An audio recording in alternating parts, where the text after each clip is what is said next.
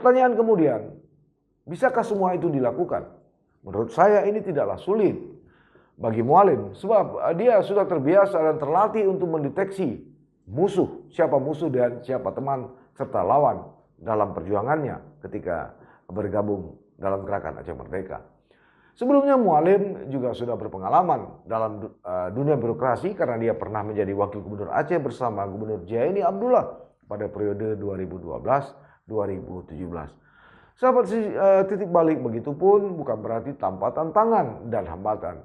Mualim tentu saja akan dihadapkan secara internal dengan berbagai tuntutan. Sementara para kadis oportunis terus mencari cara dan celah untuk masuk, merapat, dan mencari simpati dari mualim.